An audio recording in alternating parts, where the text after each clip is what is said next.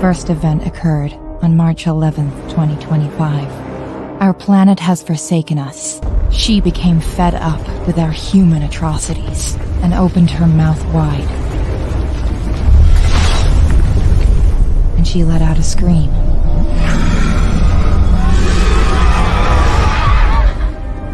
What emerged from that hole left their mark, and they were gone as quickly as they came. It was after this encounter that we knew we were not alone. Leaders from around the world gathered to discuss strategy in case they ever returned. Experts were consulted in every field of science known to mankind. A group of specialists were sent down there to see what they could find. Most of them had family. They were called brave. They were called foolish. I called one of them husband. This is where the story ends. And my story begins. And I could give you a clue that there is no fortune. In the heat of the night, this is what you wanted. Would you give it a try or just keep on wondering? In the shadows I wait just to pull you under. Oh my God! Go! Got it!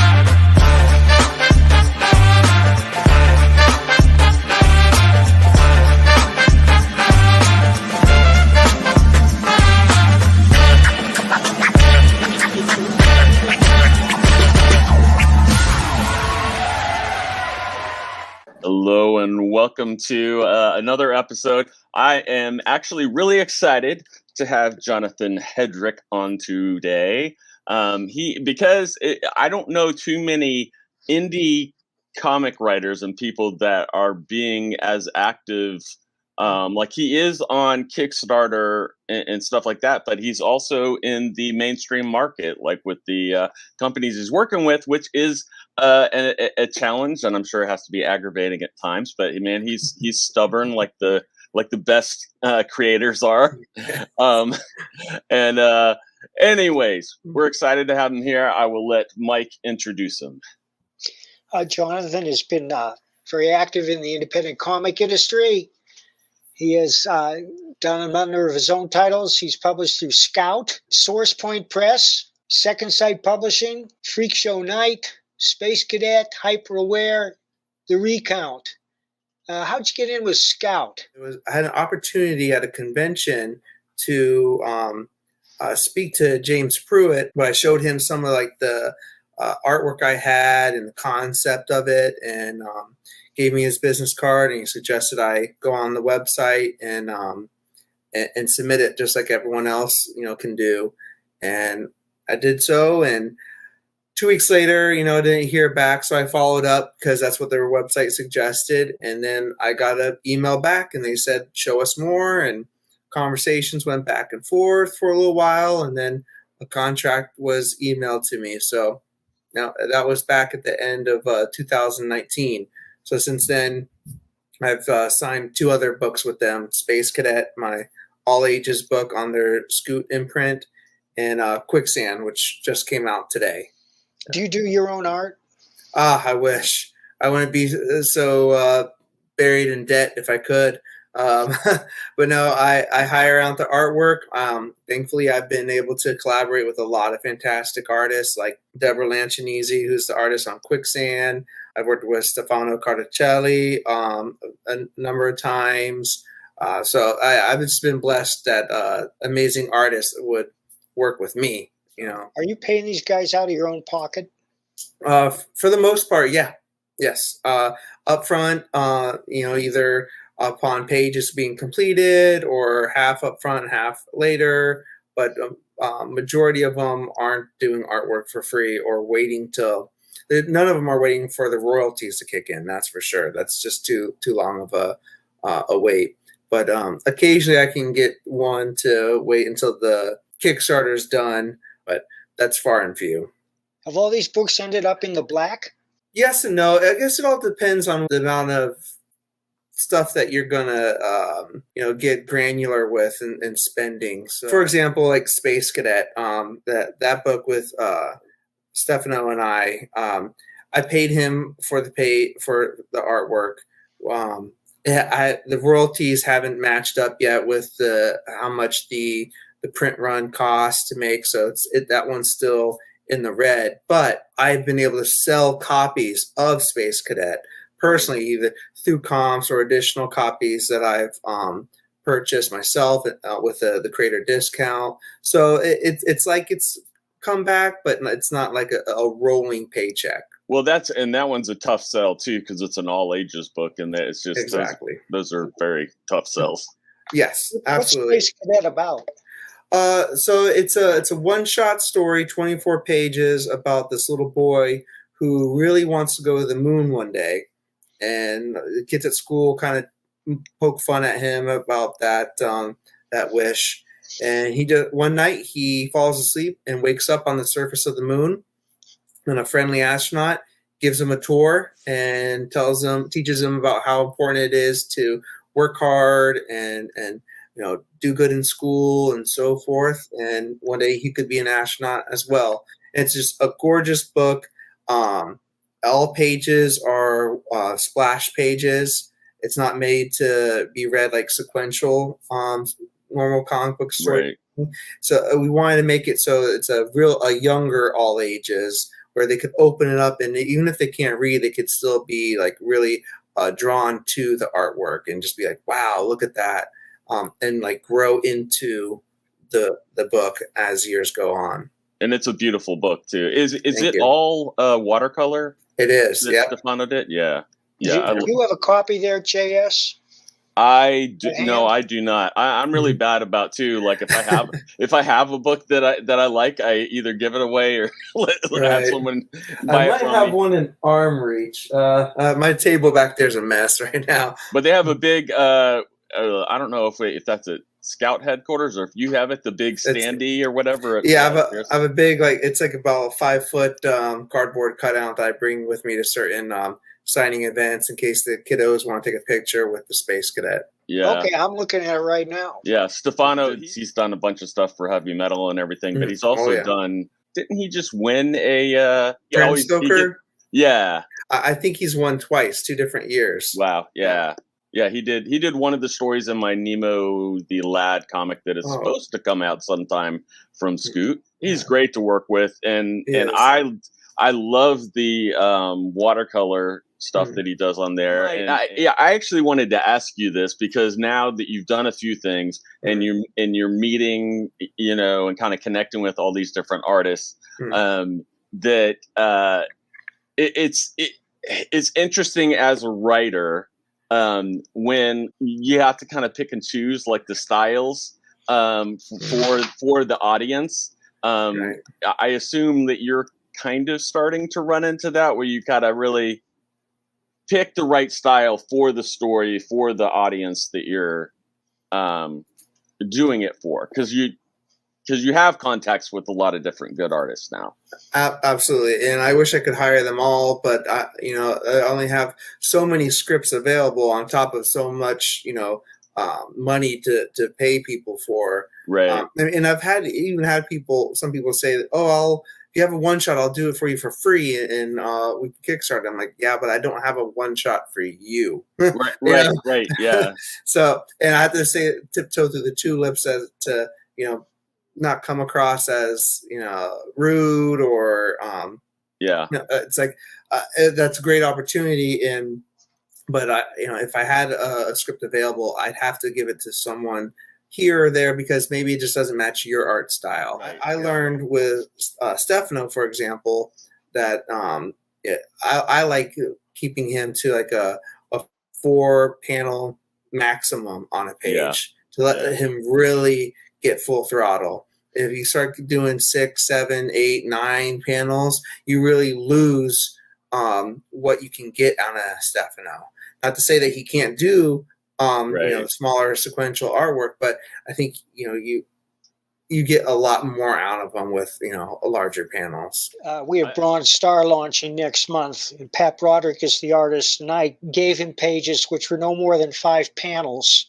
Yeah. And when he returned them, they were 8 to 10 panels. Well, that's a whole other problem in itself. Yeah. And by the way, Mike, I don't know if you know this, but Jonathan is actually married to an artist. Mm-hmm. Yep. My wife, Francesca Fantini, is also an Italian artist. Yeah. Yeah. She's best known for a book at Scout called Steak. She's done other things too. She's had a book at Aftershock called Artemis and the Assassin. She's done some great cover work, and she's working on a book that I wrote right now. So finally, very exciting. Yes, very exciting. What's the name of her book? Did you say Steak? Steak. Stake, like a steak for a vampire. Yeah. Got it. I'm curious, like, as far as from when you started to now, how your approach to writing, or and also even kind of like from a business side or whatever, like how like both those things have changed. Yeah. So as far as the writing goes, my process has pretty much been the same, but sometimes I break down like what my goal is daily or weekly or monthly. Right. Where when I first started, I could do a script in 1 to 2 weeks, but now I'm like maybe I pace myself in 1 page a day, and that's it, or 2 pages a day or something like that. And it all depends on the longer term goals. As far as writing style, that's been the same. I just trying to diversify the storytelling though. I haven't made 2 stories about people with clown masks shooting people just because they voted for. So and I have so many other different types of stories I want to tell that I don't think many of them are going to overlap in they're going to be maybe adjacent to genres, but not the exact same. As far as the business side of it, definitely always growing and learning as a project manager. And when I go into a project, I have a different mindset of where I want this to go, and backup plans, publishers in mind, of course, and what I expect from a publisher too. So I can honestly say there's some publishers that are not on my list anymore that used to be at the very top. Right. I'm fortunate enough now where I feel confident in a mid-size independent publisher, but it comes with different challenges too. Right. Some of them you can't have a cover in 8 pages and submit it to them. Some of them they want based off of a 2-page written pitch, and that's all you can give them, and that's not a lot to impress someone. Right. Especially when you haven't, you don't have a big 2 book to back you up. Are you writing full time? No, I work outside of comic books full time. So it's lack of better words, a side hustle is the comic books right now. What's your job? I'm an X-ray tech. Ah, yep. Nice. Because I work before I started writing professionally. I worked in an orthodontist office. Oh, okay. And half of my job was working in the lab, and the other half was doing X-rays. And records kind of stuff. Yeah. Yeah, I mean, it pays the bills, so I can't get full-time work in writing right now. It would be very stressful, to say the least. I did this X-ray of this guy, and he had a big metal plate in his head. Oh, God. and he didn't know it was in there. Oh. And he was like asking like, so, like I didn't even say anything. I was just like looking at it, and he saw me looking at it. And he's like, "What?" He's like, "What's that big square thing?" I was like, "It looks like a metal plate, like you, like if you were like in the military or something, and you had." And he's like, I don't have a metal plate in my head. You must have hit like, the right part of his brain. Yeah, I was like, I told the doctor, I was like, don't say anything about the metal plate. How is it possible that he didn't know he had a metal plate in his head? I don't know, and this is the thing too. Is it's like because the doctor too. He's like, he's the last patient. There's nobody else's X-ray to confuse it with. Like, it's not like we grabbed the wrong one or something. I mean, like, and then you could tell by his face, and you could see the little bit of soft tissue in there. It's like, it's definitely like his profile and everything. It was like, I was like, but you know, as a true writer, I'm like, I got to make a story about this. Yeah, it's gotta be. So it sounds like it reminds me of something from like Tales from the Crypt or something like that. Yeah. Well, I was even gonna say like something, you know, and even something else where it's like the military experimented on him or something, and he doesn't know like what, you know. He can't see it when he looks in the mirror, but everyone else. Yeah. You had anything weird like that happen, or that you're allowed to talk about? One thing that stands out was when I had to X-ray a dentist who came in that had punctured the hypodermic needle for Novocaine straight through his hand, and like the syringe was still on one side, the needle was poking out the other. And I'll remember that vividly because I couldn't believe a dentist was that bad at like injecting Novocaine that it went through their other hand. Like, why was your other hand even that close? Right. When you're little, Jonathan. What like how did you first get interested in like stories or comics or TV, whatever? Well, the first comic book I remember picking up was one of the adaptations of the Ninja Turtle cartoon show. So it wasn't the Eastman and Laird typical the true Ninja Turtle comic books. It was one based off of the cartoon show, which I was a huge fan of. Picked it up off the spinner rack and read that thing backwards and forwards, and picked up like movie adaptation comic books too for Batman, the Turtles movie, and so forth. And I think that introduced me to sequential comic book storytelling. And then just being a child of the 80s and 90s, when we had like you know, the Batman the Animated Series, X-Men cartoon, Spider-Man cartoon, that did a good job of retelling some of the greater stories within those characters' mythos that wanted me to have more. So, you know, I wanted to know more about, you know, Robin's origin and more about Days of the Future Past and Venom and things like that. But, you know, you only got so much in that 30-minute episode. And there was like a wealth of, you know, knowledge waiting for me in all those back issues. And I was fortunate enough to live very close to a flea market that you know, flea markets, you're going to have access to so many comic books, and, you know, you don't even have to be current. And then on top of it all, in the early 90s, when I was really getting into collecting and reading and finally learning creators' names and going to a comic book because of the creator, that's when the image revolution happened. And now you have all these new books coming out. And then the 90s happened with all the other publishers that came and went, and the changes and the gimmicks and things like that. But I think it was a good time to be introduced to comic books. It sunk me in for sure. And I was already someone that was fascinated by storytelling. I always had been writing things in composition books, poems or short stories, sometimes just titles, or I was writing log lines before I even knew what a log line was. I was the kid that was like fascinated with like a movie trailer. Like, I didn't care about the movie so much, but I liked how the trailer, you know, it represented everything. So yeah, I think all that led up until about 5 years ago when I took one of those short stories and taught myself how to adapt it to a comic book script.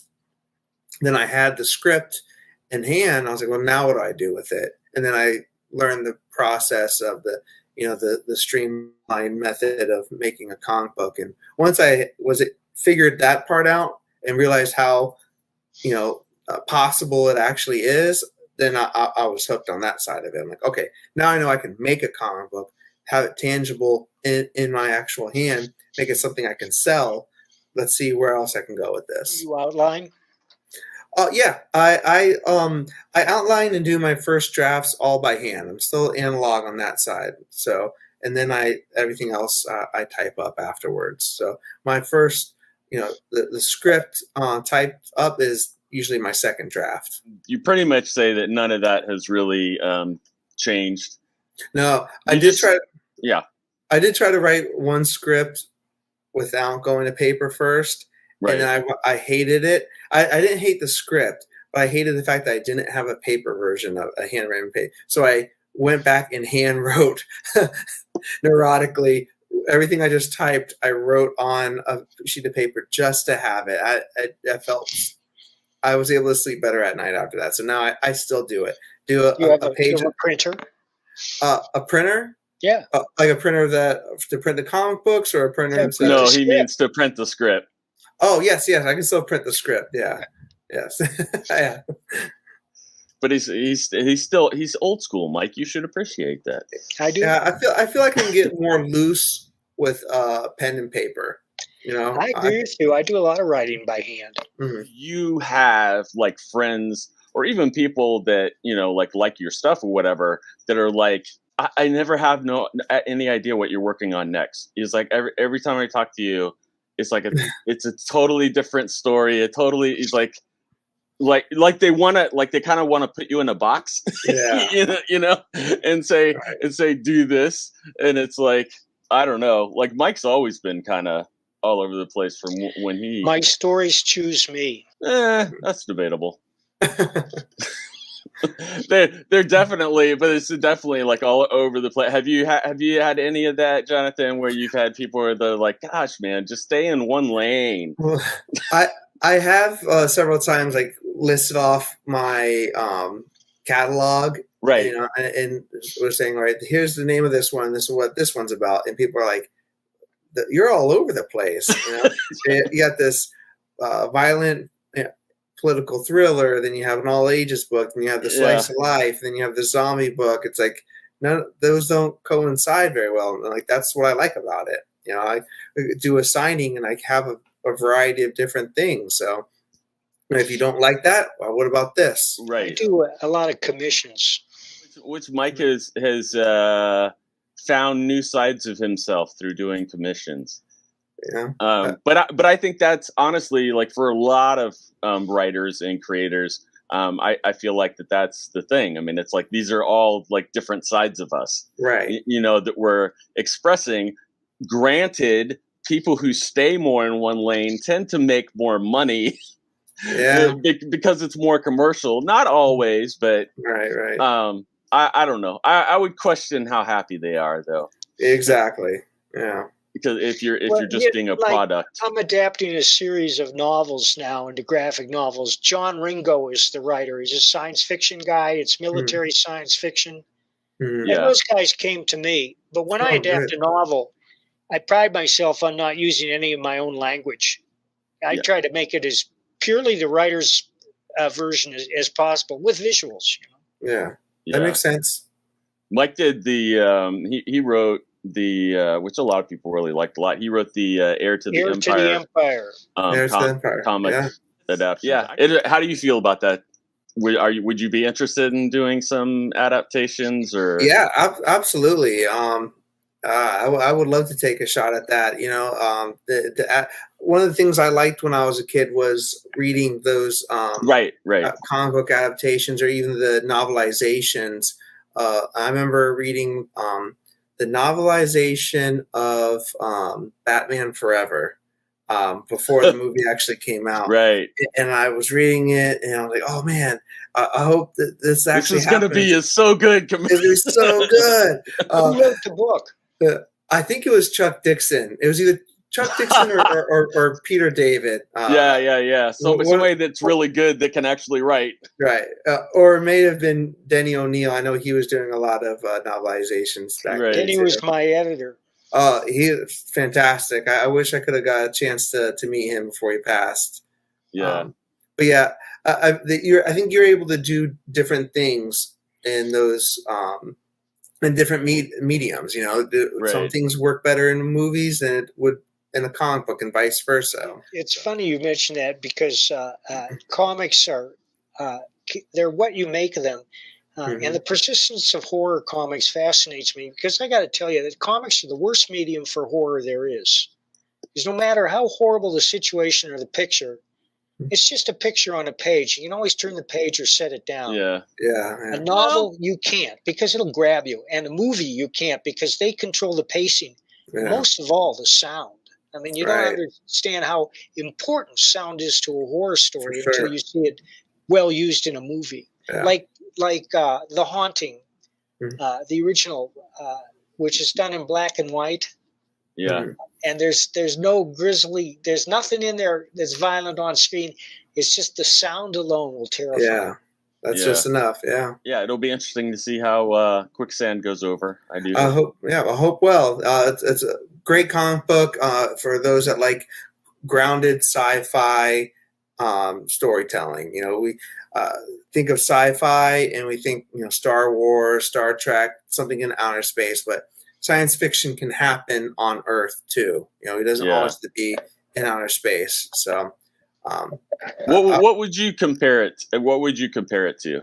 A little bit of Starship Troopers, a little bit of Stargate.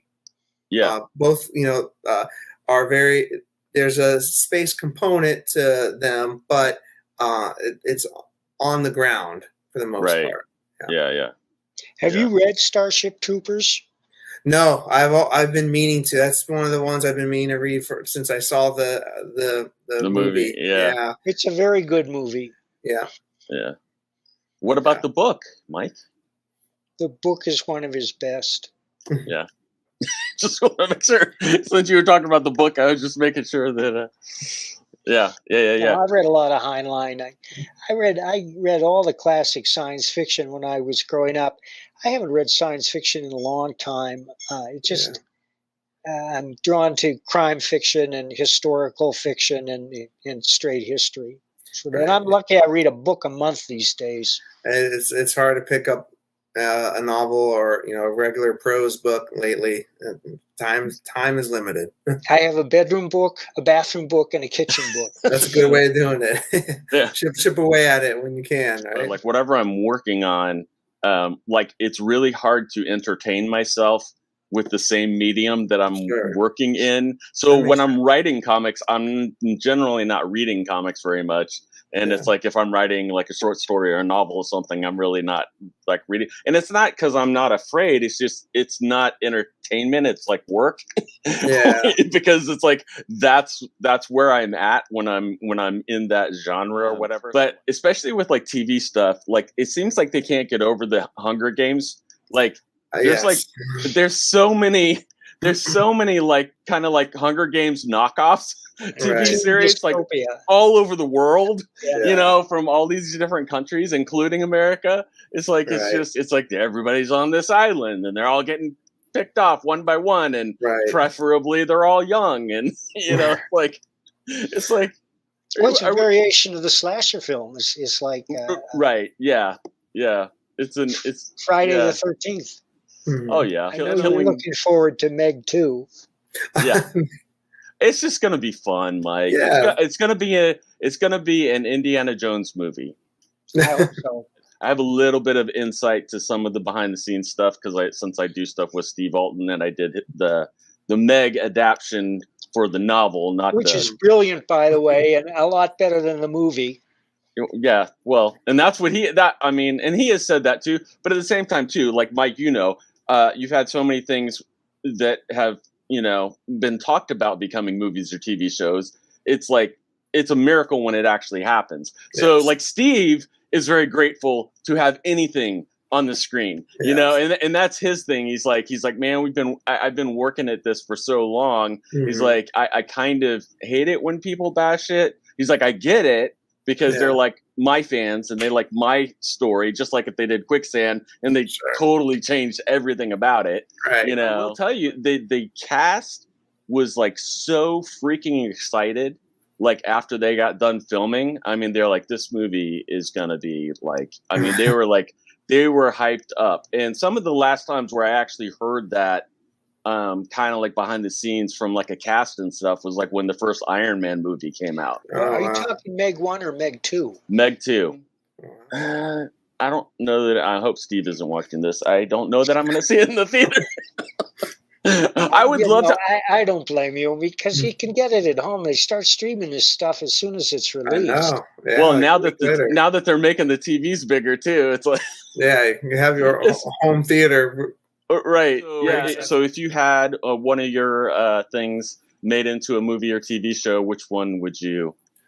I would say Dream Master, which is the book. Oh yeah, got to talk about that. That's another one that's Yeah, that one from BlackBox, I think would look so cool because it takes place 99% in like the dream world, and it has this real dreamscape look to it. So I think it would be very cinematically appealing. Like the audience could enjoy what could be adapted to a big screen with a book like that.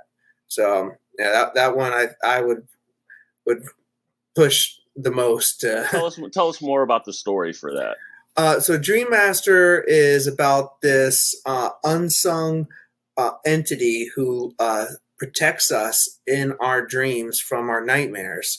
Because in this world, you could actually die in your nightmare, and you're being chased by a werewolf, and he stops a werewolf, and then you wake up and you have no idea he did that. Like no idea that your life was almost at risk.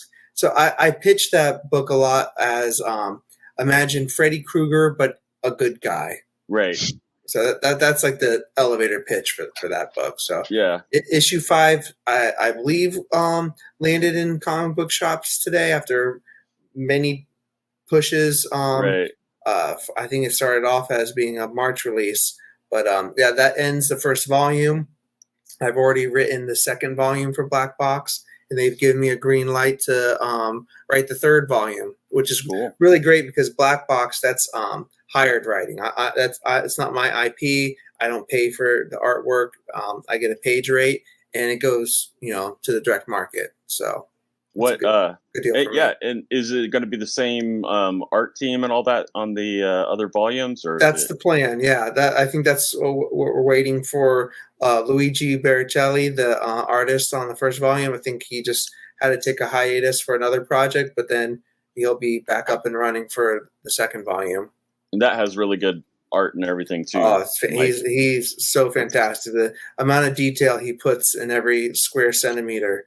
I can't take any credit for the majority of the art direction. That's one of the beautiful things about comics when you work with a good artist and they make you look really, really smart. Exactly. Kudos to you for paying your artists and everything through Kickstarter and different. I mean, it's just becoming the way that things are, even for people that are introverts and like a lot of comic creators are. But it's just the way that everything's going. I mean, ultimately it's good and allows more freedom and independence and everything. But at the same time too, it's like, you got to kind of wear all the different hats. Yeah, and be the loudest person on the internet. It's not easy. and it's and I don't even know how many. I'm assuming most of our audience knows, but like the number one thing that's funded on Kickstarter are comics. So that's where the most competition is. So it's extremely hard to get noticed and stuff on there, especially if you don't have like a huge name or anything that is attached or a very sexualized book, right like that. If it's not crazy violent or crazy sexual, Yeah. and then it's like, yeah, you're gonna have. It's You're gonna gonna be have tough. but I say that because, and this has even come out from some of our other guests and things, but also just in the regular comic news. I mean, there's people that like Marvel still owes money to from like over Oh, a yeah. year ago, and it's like, I mean, granted, so that's the great thing about like independent, like people like you and Mike and me and others that are doing things on Kickstarter. I mean, you are actually helping the artists and people Right. make money, because the big companies are not giving it to them unless they're like a superstar or something like that. Right. But even a lot of them are getting pretty disgruntled. They're just a little not too willing to talk too publicly about it. But a Exactly. lot of them, they can't live if they're not getting, if it's taken like over a year to get paid. I mean, Yeah. that's just, it's insane. At least they know. It's like, yeah, that they're going to get the money from the Kickstarter or whatever. And Right. so there are a lot of great artists like willing to do stuff like that. Yeah. It's not a thing to shake your finger at. There's definitely money that can be made. There can be money that can be lost in it too. Oh yeah. Just like there can be money getting in a partnership with a publisher, and you can also lose money with getting a partnership with the publisher too. So it's just like, know your path, know your rights, know what your goal is, and there's so many things that are out of your hands too. That's the thing. You could go into every project, every business or partnership with the best intentions, and who knows what happens. Jonathan is, I won't say always, but he's very often either at a convention or doing a signing at a store or something like that. I mean, he is putting himself out there and not just depending on the publisher or whatever, because you have to. I mean, you have to. I just operate as if the publisher isn't going to market at all. And that's a good way to act in this day and age. And for the most part, I'm right. Right. Yeah. They did a good job at paying the print run up front, which and having that diamond account is handy. But besides that, if you're not showing your worth beyond that, if you have a big enough bankroll, you can get a diamond account. You can pay for a print run. Crowdfunding has shown that.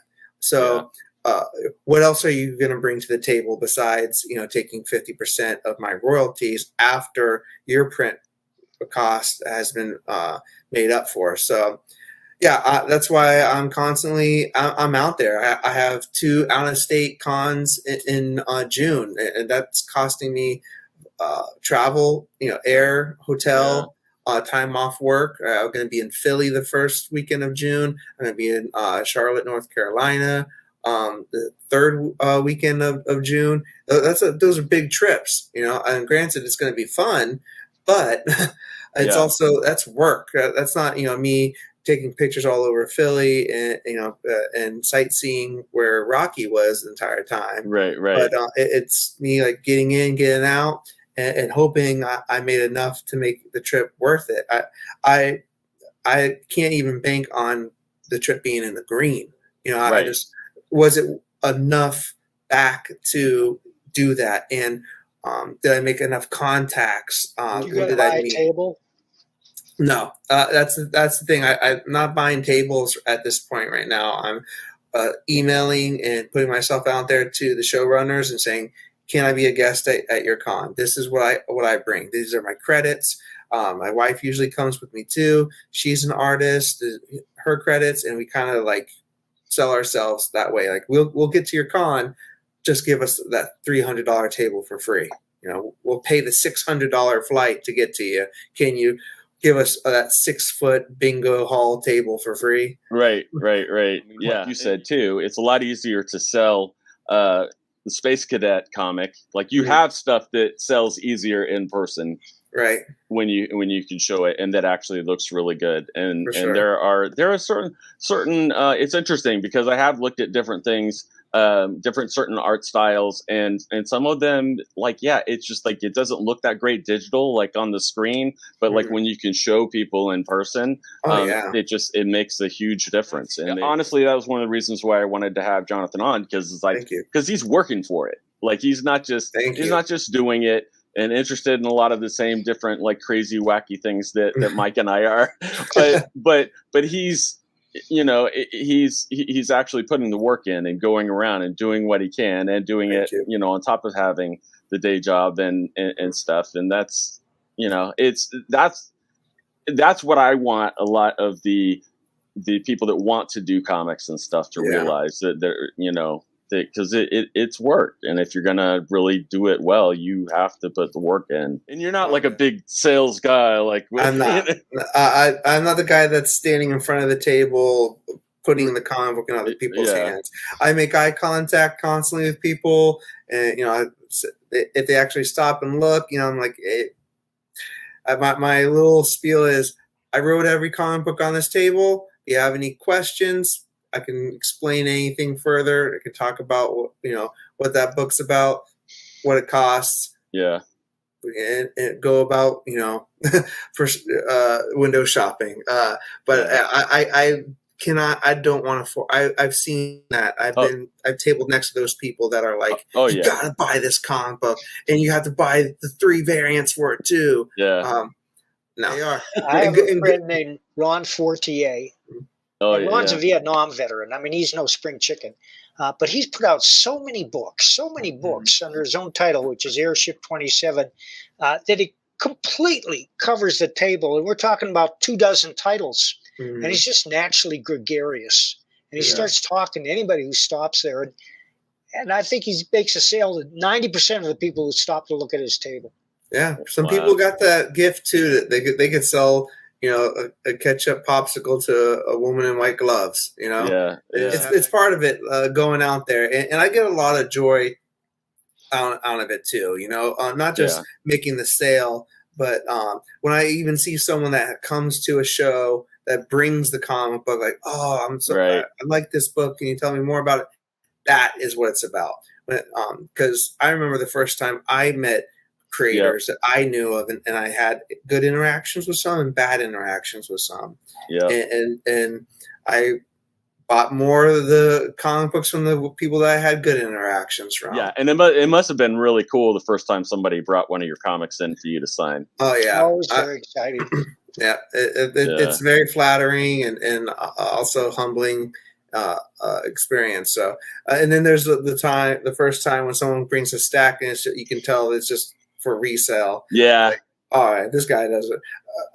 Oh, so you read all these? No, I'm just going to sell them on eBay after you sign them. Like, oh, Zenescope. Yeah. Really funny guy.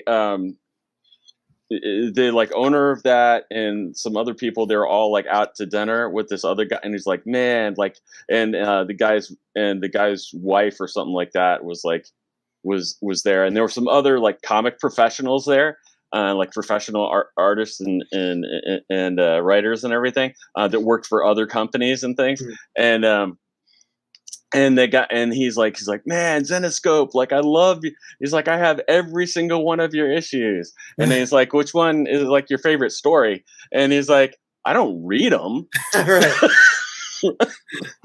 I feel like that's probably a lot of the stuff that goes on with the like super violent, super sexual stuff that's on Kickstarter. Oh, for sure. A lot of it's buying it for the pictures. Exactly. Yeah. They're never going to open it. It's going to stay in that bag and board. But I mean, there's a place for that. The comics have survived as long as they have because, you know, just the collectability of it. So I'm not knocking that either. I know if people like artwork, that's great. You know, is there a good place to see your wife's artwork? Yeah, I would say follow her on Instagram.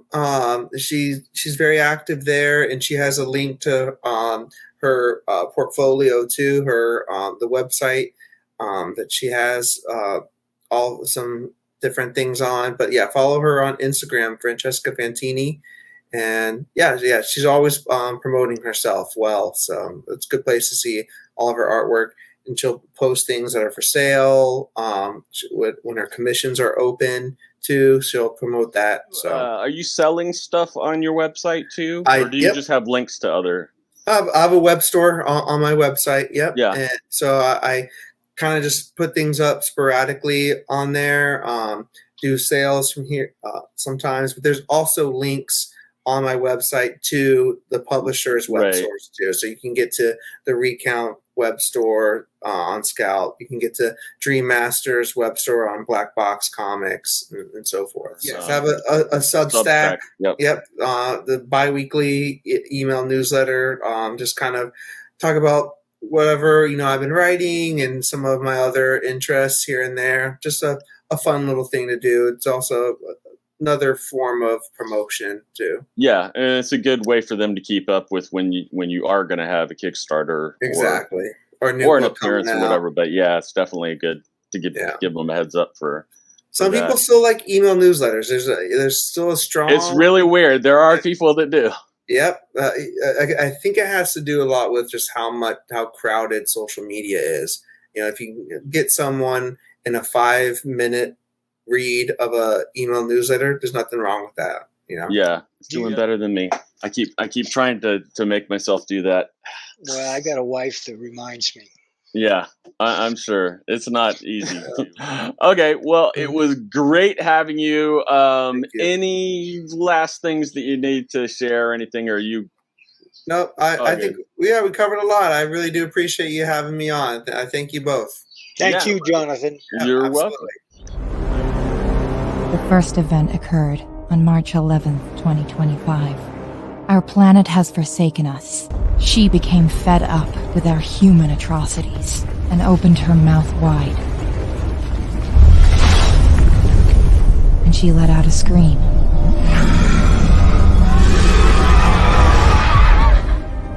What emerged from that hole left their mark, and they were gone as quickly as they came. It was after this encounter that we knew we were not alone. Leaders from around the world gathered to discuss strategy in case they ever returned. Experts were consulted in every field of science known to mankind. A group of specialists were sent down there to see what they could find. Most of them had family. They were called brave. They were called foolish. I called one of them husband. This is where the story ends. And my story begins. I could give you a clue.